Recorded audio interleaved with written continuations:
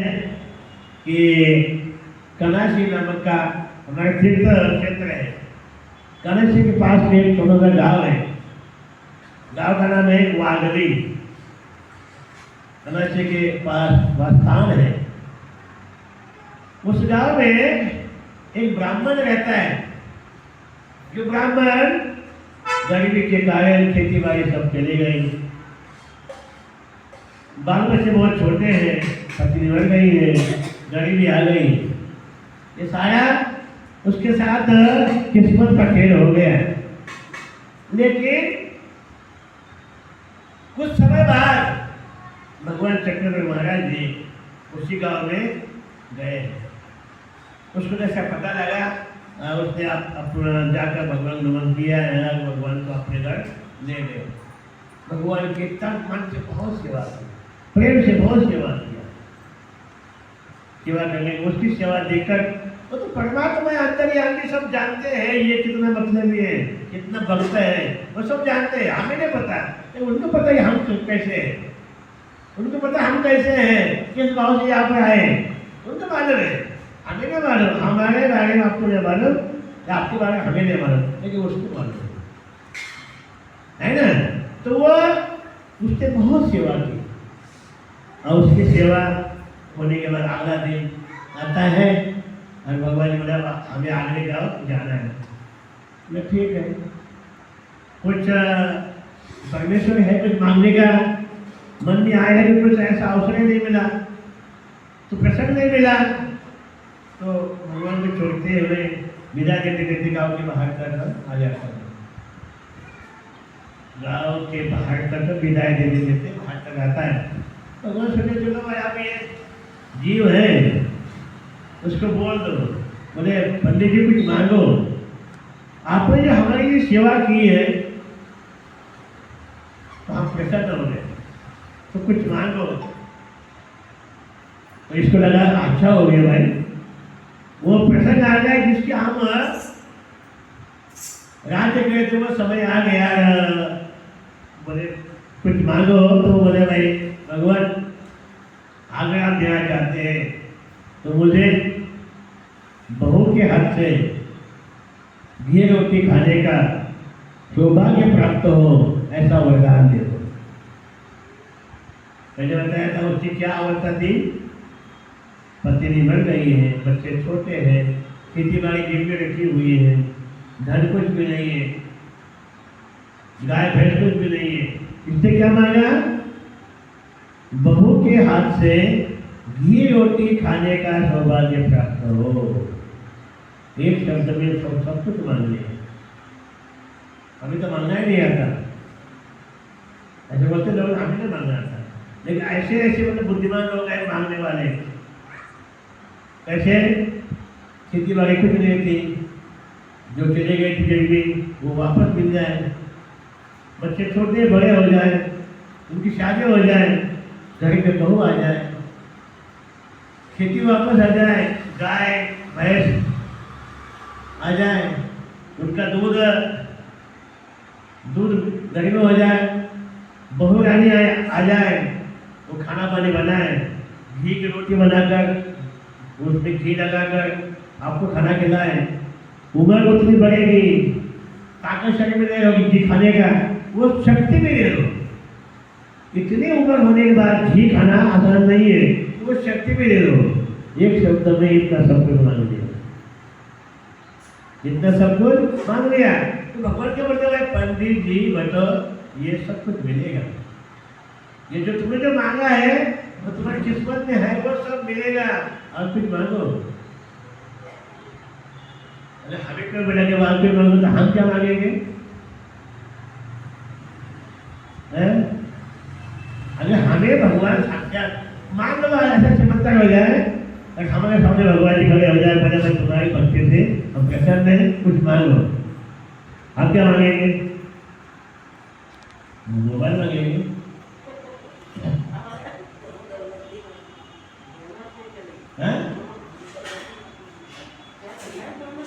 तो वो भगवान उसको बोल रहे कि भाई ये सब तुमको मिलेगा कर्म के अनुसार, तुम्हें ये सब मिलना ही, यार कुछ बोलो नहीं है भाई। ऐसा मांगने का भी तरीका तो हमारे शास्त्र का कहते हैं कि ऐसा अगर भगवान परमेश्वर प्रसन्न हो जाए तो हमें क्या मांगना चाहिए। जो मांगा था कुंती माता ने, जो मांगा था औषा देवी ने, क्या मांगा था औषा देवी ने? तो कौन औषा है?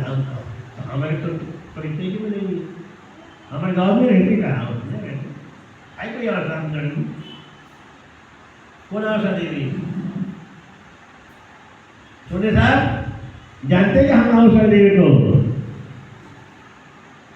कौन जानते हैं? पता भाई औषा देवी जो भगवान के सानिध्य में रहती थी उसको कोई जानता है? कोई कहा थी कौन से गली में कौन से कॉलोनी में रहती थी? अपन रहता ही बता।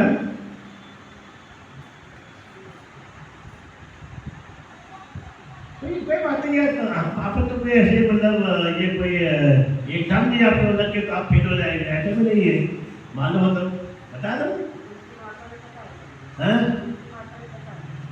कुंती माता का तो कुंती माता ने तो क्या मांगा था? दुख मांगा था। उसकी कुंती में आज तक मतलब की पैदा नहीं हुई। उस कुंती माता ने दुख मांगा, ऐसी कुंती माता क्यों ये कहीं हो गई? उसकी कुंती माता कोई तैयार नहीं हुई। क्यों तैयार नहीं हुई? क्योंकि किसी को तो भी चाहिए नहीं ना, दुख किसी को चाहिए क्या? कुंती माता ने दुख मांगा तो क्यों मांगा? दुख करते उसको सुख हजम नहीं होता था। तो हमें मालूम है, तो हम क्यों नहीं मानते दुख? हम दुख क्यों नहीं मानते? हम सुख मानते। बहू को, बेटे को, दामाद को, सबको अपनी बाड़ी को देख लो, सबके लिए सुख मांगते हैं, अपने लिए कुछ भी नहीं मांगते। अपने तो दुख मांगो, उसकी कुछ माता तैयार हो जाए। और सब माता उसने क्या मांगा था? नहीं मालूम। कौन थी और माता? साध्वी थी, सन्यासी थी, नागपंथ की। नागपंथ पता है कौन सा नागपंथ है? नवनाथ पंथ वाले जो होते हैं ना, गोरखनाथ, मचंद्रनाथ, ये इस पंथ की अनुयायी थी। नहीं, मचंद्रनाथ, गोरखनाथ, ये जो नाग पंथ वाले हैं उसकी वो अनुयायी थी, भक्त थी। औषा उसका नाम था, ये अपने खानदेश के रहने वाले थी। और वो औषा ने क्या मांगा था भगवान से ये हमें पता नहीं। तो वहां वो रहती थी, नाथ पंथ की अनुयायी थी। जैसे आप लोग महात्मा पंथ के अनुयायी हैं, वैसे वो भी एक नाथ पंथ की अनुयायी थी। सब कुछ अच्छा चल रहा था, लेकिन कर्म गति किसी को मालूम नहीं है। कब क्या होने वाला किसी को मालूम है? नहीं मालूम। ऐसा उसके साथ वैसा हो गया। उसका जो साथी, जीवन साथी देहांत हो गया, उसका पति मर जाता है। पति मरने के बाद उस महिला की जो इमेज है समाज में, घर में, परिवार में आदि हो जाती है। थोड़ा कम लोग उनको मानते हैं। वैसा ही उसके साथ हो गया। एक बालक था, पति मर गया, घर में थोड़ी सी कम हो गई है, अहमियत कम हो गई घर में। अब होती ही है, स्वाभाविक है। पति चला गया, समय चलता जा रहा है, बच्चा बड़ा हो गया है, कमाई लगा है। उसके घर में जैसे हम लोग आपके घर पे आते हैं भिक्षा मांगने के लिए, वैसे नाथ पंथ के लोग भी, साधु लोग उसके घर में आते थे भिक्षा मांगने के लिए। वो बड़ी धार्मिक थी। साधु आ गए भिक्षा के लिए, उठ के खड़ी हो गई यार। जो गेहूँ पड़े थे बहुत सारे, उठाए यार, साधु को दे दिए। बालक वहाँ सामने बैठा ना, उसने देखा गेहूँ तो दे दिया, तो साधु तो चला गया। इसको गुस्सा आया, उठ के आया, क्यों माता जी क्या दे दिया? गेहूँ दे दिया। क्यों दे दिया? अरे इतना समय चल रहा है, ऐसा वैसा, अब कमाने वाले हम है, ऐसा वैसा उसको भी कमाने की। तो ऐसा माँ को बोलता है, ये बड़ी जिद्दी थी। बोले बेटा अब तेरा ये संसार जाए पानी में, उसको मैं लात मारती हूँ, आशीर्वाद में जाए। इतनी बात पर घर छोड़ दूसरी अवस्था करने तैयार हो गई। दूसरी अवस्था तैयार हो गई कभी बेटे के संसार को लात मारकर भगवान के लिए घर छोड़ने वाली माता तैयार नहीं हो। कितना कठिन लगता है ना? कठिन है लगता है ये। उसको बोलते हैं इंग्लिश बोलते हैं कि भाई ये पॉसिबल है। आप लोग समझते हैं क्या भाई पॉसिबल इम्पॉसिबल तो ये कठिन है, असंभव है, लेकिन इम्पॉसिबल नहीं है। थोड़ा सा आंसर करें तो आई एम पॉसिबल हो जाता है। क्या होता है आप समझ सकते हैं। इम्पॉसिबल को थोड़ा सा आंसर बढ़ा दें तो आई एम पॉसिबल, मतलब मैं कर सकता हूँ। क्योंकि ऐसा ज्ञान भगवान ने हमें बता दिया कि जो हमसे संभव होगा हम कर सकते, ऐसा ज्ञान हमें भगवान दिया है। और सब माता निकल गई, घर छोड़ दिया, त्याग दिया। उसके साथ में एक कृष्ण भगवान की जो पितल की मूर्ति होती वो साथ ले लिया। उसका जो साथी था कुत्ता ईमानदार, उसको साथ लेकर वो चल दिया। कहाँ जाना है पता नहीं, रास्ता मालूम नहीं, क्यों जाना ये पता नहीं, निकल गई।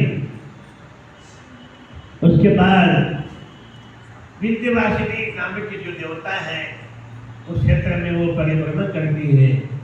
कोई रास्ता मालूम नहीं, कहीं भी जाके जीवन का जो उद्देश्य पता नहीं है, बस चलते जा भिक्षा मांगते जाती है और अपना वो कुत्ता है सबको जो सामान लेकर चल गई।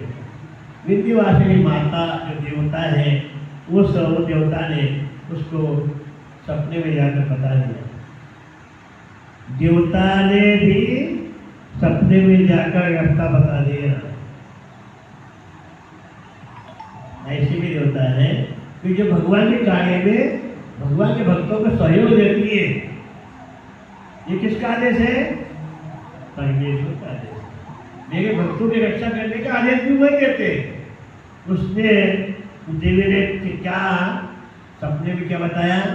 तुम गंगा तीर चले जाओ, तुम्हें पारस मणि मिलेगा। समझते बात है?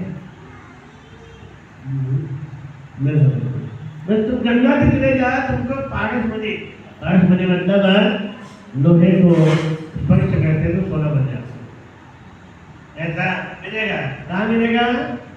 गंगा तीर। गंगा कहाँ पर है? गंगा नदी कहाँ पर है?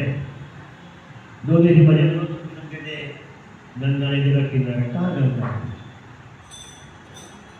गंगा नदी कहाँ है? इलाहाबाद में। गंगोत्री कहाँ पर है गंगा नदी? हरिद्वार। ये जो यहाँ जो गंगा बताई है कौन सी गंगा है ये? वो जो भजन गाते हैं तीर्थ में जाते गंगा तीर्थ चलो तीर्थ के चलो, कौन सी गंगा है? गोदावरी नदी को चक्रधर महाराज ने गंगा को उपमा दी। गंगा ने गंगा का अर्थ क्या होता है?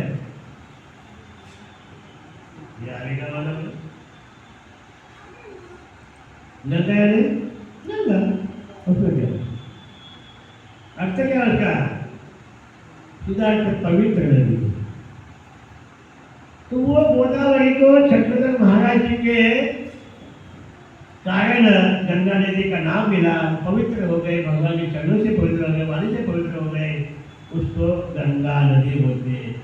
जो त्र्यंबकेश्वर में उसका उद्गम होता है आगे जाकर समुद्र में मिलती है वो गंगा तीर, जहाँ पर गंगा नदी के दोनों किनारे हमारे भगवान जी का निवास हुआ है, चरण स्पर्श हुए हैं, ऐसे अनेक तीर्थ स्थान बने हैं, उसको गंगा तीर बोलते हैं। देवता ने बताया कि तुम गंगा तीर जाओ, तुम्हें पारस मणि मिलेगा, तुमको भगवान मिल जाए। ऐसा भाग्य होता है। कुछ भी सोचा नहीं, कुछ नहीं, घर के बाहर निकल गए, अपने आप आगे रास्ता मिल गया। आगे फिर जाने के बाद सबको उसके जगह तो सबको पता है, नहीं पता हो तो आप पढ़ लेना, क्योंकि सारी बातें बताना संभव नहीं है ना। तो पढ़ते रहो, क्योंकि ये भी एक उम्र है। संसारिक कर्तव्य पूर्ण होने के बाद साथ साथ में पढ़ सकते हैं, साथ साथ में अध्ययन करें, क्योंकि शास्त्र में हमारी 4 अवस्था बताइए: बाल्यावस्था, यौवन अवस्था, उसके बाद किशोर अवस्था, कौन अवस्था, यानी वृद्धावस्था। 4 अवस्था 25, 50, 75, 100 साल दिए हैं। 25 साल तक अध्ययन विद्या, अध्ययन ब्रह्मचर्य का पालन, 25 से 50 गृहस्थाश्रम का पालन। गृहस्थाश्रम 50 साल होने के बाद नाम क्या है, 50 बस यहाँ पर आपका टॉप आ गया, 50 साल के हो गए। उसके बाद क्या 51, कौन सा आता अंक, 51 वन की तरफ जाने की तैयारी करो, कोशिश करो, जंगल की तरफ जाने की कोशिश करो। जंगल की तरफ अपन जा सकते हैं, नहीं जा सकते। 51, 52 ये बताया कि भाई मन को तैयार करो उत्तर जाने के लिए, किस तरह भगवान पर जाने की कोशिश करो। 51, 52, फिर 75 साल तक मतलब ये तैयारी कर देंगे, तो 75 होने में अमृत महोत्सव बनाकर परमेश्वर के हो जाओ। कैसे हो गए परमेश्वर के? आज तो 30 साल में अटैक आ जाता है, 40 साल में मर जाते हैं, तो संन्यास कब लेंगे हम? भगवान तो साफ बताते हैं कि भाई संन्यास लेना हम आपको नहीं देंगे। कोई भी कुछ भी कर ले, संन्यास ले बिना भगवान नहीं मिलेंगे। भगवान का वचन है, सूत्र है, जो अनुसरण लेता है, जो संन्यास लेता है, उसका कर्म का जो बटन है, पुण्य पाप का जो निर्माण होता है रोज, उसका बटन हम बंद कर देते हैं। क्या उसका बटन बंद कर देते हैं? संन्यास लेने के बाद पुण्य पाप लगता नहीं है। और ऐसे ही सन्यासियों का ही परमेश्वर है। बाकी लोगों ने तो है जो बताए ना, अर्थार्थी, अर्थ जिज्ञासु, ये सब क्या है, लेकिन सबसे प्रिय भक्त है ज्ञानी, जो भगवान का बन गया है। जैसे कि उसका ही भगवान है। और भगवान अपने सूत्र में बताया, अनुसरण लिया था देव, जिसने संन्यास लिया उसी का देव है, भगवान है। बाकी सब लोग ये मतलब के लिए भगवान जी बताते हैं, उनका जैसे तो सहिष्ठा नहीं होता। सही किसका है? जिसने भगवान को अपना लिया, अनुसरण ले लिया, कर्म का बंधन छूट गया, ऐसा होता है। तो उसी प्रकार अपने जो समुद्र का जो दृष्टांत है, 3 लोगों की कहानी बताई, उनके प्रयत्न बताया, उनका लाभ बताया, उसका भगवान के पास सब कुछ मिलता है। ये हमें इस माध्यम से भगवान ने उदाहरण देकर समझाया, समुद्र में क्या क्या होता है, ये सारी चरित्र के माध्यम से, दृष्टांत के माध्यम से समझाया। उसके बाद हमने भी उसी प्रकार विचार करते हुए परमेश्वर की तरफ उसी भाव से आना चाहिए, जो आपका कल्याण के लिए, जैसा वो तीसरा जो व्यक्ति है रत्न पाने वाला, वैसे ही हमें बनना है, तब हमें कैवल्य पद मिल सकता, अन्यथा नहीं। ढोलक बनने आएगा, ढोलक वाली माता नहीं आई, ढोलक वाली माता नहीं आई।